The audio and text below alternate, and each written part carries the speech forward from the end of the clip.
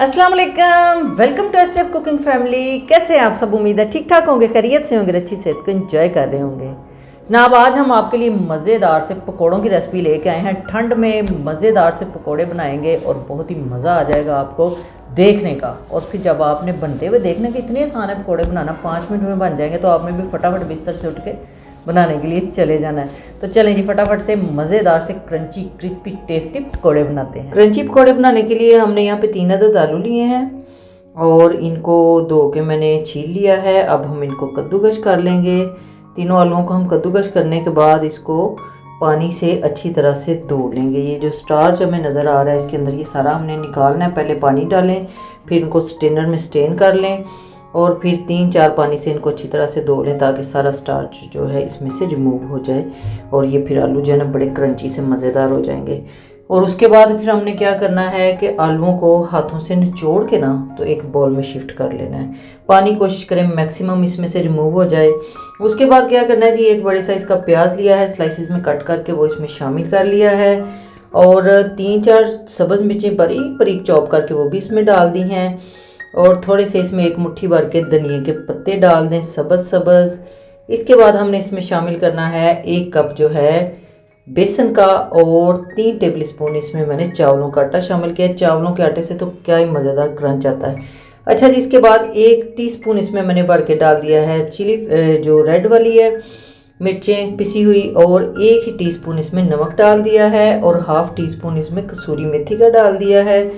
और जनाब इसमें मिक्स गरम मसाला जो है वो भी 1/2 टीस्पून डाल दिया है। 1 टीस्पून इसमें मैंने पिसा हुआ ज़ीरा और 1 टीस्पून इसमें धनिया पिसा हुआ खुश्क जो है ना वो डाल दिया है।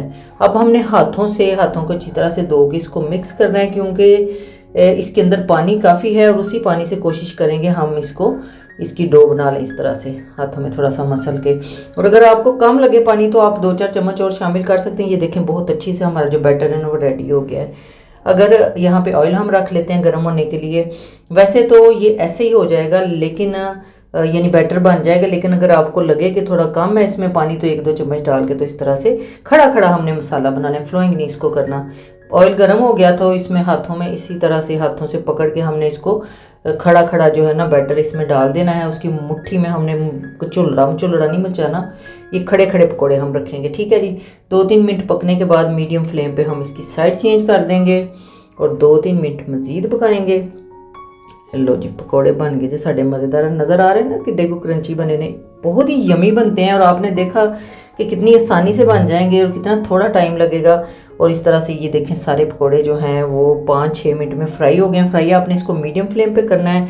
ऑयल अच्छा खासा पहले हीट अप होना चाहिए जब आप इसमें पकोड़े डालें जनाब। अब और पकोड़े जो मज़ीद हमारे पास बैटर बचा है वो भी हम इसमें डाल लेते हैं। फटाफट शाँ करके इसको भी हमने फ्राई कर लेना है। ये देखें जी, लो जी, अभी पकोड़े रेडी हो गए, इनको भी निकाल लेते हैं। और आपको मैं दिखाती हूँ कि प्लेट में पड़े हुए ये कितने मज़े के लग रहे हैं। वाह, ये देखें, यकीनन आपके मुंह में पानी आ गया और आपका जी चाह होना कि फटाफट अभी बना लें ये पकोड़े।